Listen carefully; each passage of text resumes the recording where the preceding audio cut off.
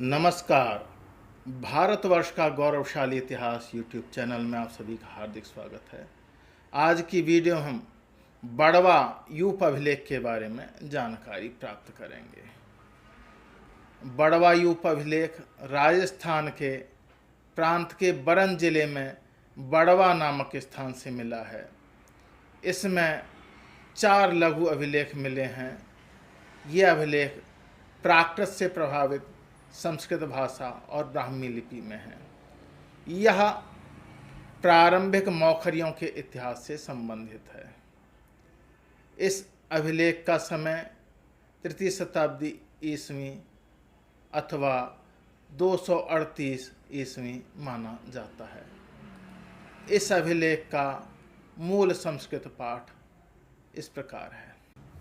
प्रथम अभिलेख सिद्धम कृते ही 200 धन 90 धन 5 फाल्गुण शुक्लस्य पंचेदि श्री महासेनापते मौखरे बलपुत्रस्य बलवर्धनस्य यूपः त्रिरात्र संमितस्य दाक्षिण्यम गवा सहस्रम। द्वितीय अभिलेख सिद्धम कृते ही 200 धन 90 धन 5 फाल्गुण शुक्लस्य पंचेदि श्री महासेनापते मौखरे बलपुत्रस्य सोमदेवस्य यूपः त्रिरात्र संमितस्य दाक्षिण्यम गवां सहस्रम। तृतीय अभिलेख कृते ही 200 धन 90 धन 5 फाल्गुण शुक्लस्य पंचेदि श्री महासेनापते मौखरे बलपुत्रस्य बलसिंहास्य यूपः त्रिरात्र संमितस्य दाक्षिण्य गवां सहस्रम। चौथा अभिलेख मौखरे हस्तिपुत्रस्य धनुर्वातस्य धीमतः आप्तोर्यामाच क्रतो यूपः सहस्रो गव दक्षिणाः। इस अभिलेख का हिंदी अनुवाद इस प्रकार है। प्रथम अभिलेख सिद्धम कृत संवत 295 फाल्गुन शुक्ल पंचमी का दिन श्री महासेनापति मौखरी बल के पुत्र बलवर्धन का यूप त्रिरात्र यज्ञ के निमित्त 1000 गाय दक्षिणा। द्वितीय अभिलेख सिद्धम कृत संवत 295 फाल्गुन शुक्ल पंचमी का दिन श्री महासेनापति मौखरी बल के पुत्र सोमदेव का यूप त्रिरात्र यज्ञ के निमित्त 1000 गाय दक्षिणा। तृतीय अभिलेख सिद्धम कृत संवत 295 फाल्गुन शुक्ल पंचमी का दिन श्री महासेनापति मौखरी बल के पुत्र बल सिंह का यूप त्रिरात्र यज्ञ के निमित्त 1000 गाय दक्षिणा। चौथा अभिलेख मौखरी हस्ती के पुत्र धीमतः धनुर्वात द्वारा किए गए आप्तोर्याम यज्ञ का यूप 1000 गाय दक्षिणा। इस अभिलेख का महत्व इस प्रकार है। बड़वा यूप अभिलेख वैदिक यज्ञों से संबंध रखते हैं। वैदिक युग में गृहस्थों के लिए नियमित रूप से यज्ञ करने का विधान था। इन यज्ञों का महत्व बहुत काल बाद तक बना हुआ था और लोग समय समय पर वैदिक यज्ञ कराते रहते थे। यह बात इन शिलायूपों के अभिलेख के अतिरिक्त कुछ अन्य शिलायूपों पर अंकित अभिलेखों से ज्ञात होती है, जो ईसापुर मथुरा, कौशाम्बी और नांदसा से प्राप्त हुए हैं। वैदिक यज्ञों के निमित्त मूलतः लकड़ी के बने यूप को खड़ा करने का विधान था। लकड़ी के यूपों के निर्माण की विधि का उल्लेख कात्यायन स्रोत सूत्र में हुआ है। उसके अनुसार केवल वाजपेयी यज्ञ के यूप की लंबाई निश्चित थी। अन्य यज्ञों के यूपों की लंबाई के संबंध में कोई निर्धारित नियम नहीं था। ग्रह सूत्रों और धर्म सूत्रों में यूपों का स्पर्श निषिद्ध बताया गया है। वशिष्ठ, बौधायन, विष्णु और आशुलायन के अनुसार यूपों का स्पर्श शव अथवा ऋतुमती स्त्री के स्पर्श के समान था। हिरण्यकेशी ग्रह सूत्र का कहना है कि यूप के स्पर्श से यज्ञ में हुई त्रुटियों का दोष लगता है। इस प्रकार यूप एक निषिद्ध वस्तु थी, किंतु इन यूपों से ऐसा लगता है कि इस काल तक वैदिक यज्ञों के यूपों के संबंध में अस्पृश्यता संबंधी यह धारणा समाप्त हो गई थी और लोग अपने यज्ञों को स्मृति स्वरूप काष्ठ के स्थान पर शिलायूप बनाकर अभिलेख अंकित कराने लगे थे। उपर्युक्त 4 यूपों में से प्रथम 3 को उन पर अंकित अभिलेखों के अनुसार 3 सगे भाइयों बलवर्धन, सोमदेव और बलसिंह ने एक ही दिन अलग अलग खड़ा किया था और वे त्रिरात्र यज्ञ के स्मारक हैं।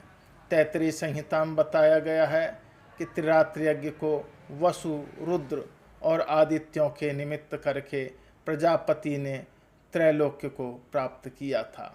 शांखायन श्रौत सूत्र के अनुसार त्रिरात्र यज्ञ द्वारा लोक और परलोक दोनों में त्रिविध प्राप्त किया जा सकता है। वैदिक काल में सोमयज्ञ अत्यंत प्रसिद्ध था, जो संख्या में 7 थे। सप्त सोम संस्थ कहे गए हैं। उनके नाम हैं अग्निष्टोम, अत्यग्निष्टोम, उकथ्य, षोडशिन, वाजपेय, अतिरात्र और आप्तोर्याम। वैदिक धर्म के उत्थान काल में ये यज्ञ अत्यंत लोक प्रचलित थे और गृहस्थों द्वारा प्रायः उपनयन और अंत्येष्टि के अवसर पर किए जाते थे। त्रिरात्र यज्ञ इन्हीं यज्ञों में से 3 अग्निष्टोम, कथ्य और आतिरात्र यज्ञों का संयुक्त रूप था। उसको गर्भ त्रिरात्र भी कहते हैं। यदि इस यज्ञ में दूसरे दिन अश्व की हवि दी जाती थी तो उसे अश्वत्रिरात्र कहा जाता था। सप्त सोम यज्ञों में प्रमुख अग्निष्टोम था। उसका यह नामकरण उसके अंतिम 12 मंत्रों के कारण है, जिन्हें अनिष्टोम सामन कहा गया है। अन्य यज्ञों की इस यज्ञ से केवल कुछ छोटी मोटी बातों पर ही भिन्नता है। त्रिरात्र यज्ञ की दक्षिणा में 1000 गायें दी जाती थीं और प्रतिदिन 10-10 के समूह में 330 गायें दक्षिणा में दी जाती थीं और तीसरे दिन बची हुई 10 गायें जो अन्य गायों से भिन्न वर्ण की होती थीं गोत्र को दी जाती थीं। इस अभिलेख में भी दक्षिणा में दी गई गायों की संख्या 1000 बताई गई है। इससे जान पड़ता है कि वैदिक विधि का यज्ञ पूर्ण रूप से पालन किया गया था। चौथे यूप के अभिलेख से ज्ञात होता है कि वह प्रथम 3 यूपों के संस्थापक सगे भाइयों से भिन्न किसी चौथे व्यक्ति धनुर्वात ने स्थापित किया था। उसने आप्तोर्याम यज्ञ कराया था। यह यज्ञ सप्त सोम संस्था में कहा गया यज्ञ है। यज्ञों का अंतिम 7वां यज्ञ है। छठे सोम संस्था में आतिरात्र यज्ञ के समान ही यह यज्ञ सारे दिन होता था और दूसरी रात्रि तक चलता था। अतिरात्र यज्ञ से इसकी विशिष्टता यह है कि उसके अंत में 4 अतिरिक्त स्तोत्र और शस्त्र होते थे। बड़वा यूप अभिलेख कदाचित 2 परिवारों द्वारा किए गए वैदिक यज्ञों के स्मारक। पहले 3 अभिलेख समान रूप से तिथि का अंकन है। चौथे अभिलेख में किसी भी तिथि का उल्लेख नहीं है। अतः यह कहना कठिन है कि दोनों परिवारों द्वारा किए गए यज्ञ एक ही समय पर किए गए थे या अलग अलग। वस्तुतः ऐतिहासिक परिप्रेक्ष्य में इस प्रकार का ऊहापोह आवश्यक भी नहीं है। इतना अवश्य कहा जा सकता है कि यज्ञों के यजमान इतने समृद्ध थे कि वे दान में 1,000 गायें दे सकते थे। इससे देश की तत्कालीन समृद्धि का अनुमान किया जा सकता है। इन अभिलेखों में उल्लिखित यजमानों के परिवार का नाम मौखरी के संबंध में कुछ निश्चित रूप से नहीं कहा जा सकता। वे मुखर नामक किसी व्यक्ति के वंशज होने कारण मौखरी या मौखरी कहलाए, अथवा मौखरी किसी जनसमूह का नाम था। दोनों संभावनाएं हो सकती हैं। संभावना जनसमूह अथवा ट्राइब का नाम होने की अधिक है। मालव और योधे की तरह यह जनसमूह आरंभ में आयुधजीवी रहा होगा, जिसके कारण वे क्षत्रिय समझे जाते थे। प्रथम बार इनका उल्लेख इन्हीं अभिलेखों में हुआ है। प्रथम 3 अभिलेखों में यजमानों के पिता बल की उपाधि महासेनापति से विद्वानों की यह धारणा है कि वह कोई अधीनस्थ सामंत था। अनंत सदाशिव अल्तेकर की कल्पना है कि वह पद्मावती के नागों अथवा उज्जैन के शक क्षत्रपों का करद रहा होगा। बल के शकों के करद होने की कल्पना के साथ उन्होंने यह भी कल्पना प्रस्तुत की कि कदम्ब मयूर शर्मन ने जिन मौखरियों को पराजित करने की बात कही है, वे इसी बल के वंशज रहे होंगे। उनके इस अनुमान के आधार पर यह कहा जा सकता है कि मयूर शर्मन का शकों से संघर्ष हुआ था, पर यह उसकी मात्र कल्पना है। उनके इस कथन को गंभीरता के साथ ग्रहण नहीं किया जा सकता।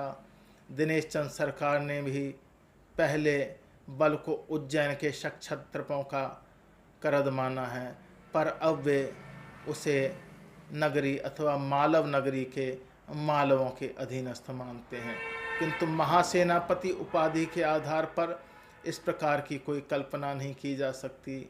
इन मौखरियों के समसामयिक योधेय गण प्रमुख ने विजयगढ़ अभिलेख में अपने को महासेनापति कहा है।